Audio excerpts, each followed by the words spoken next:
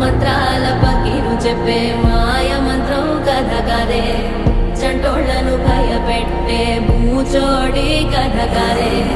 తాత ముత్తాతమ్మల భూతాల కథ కదే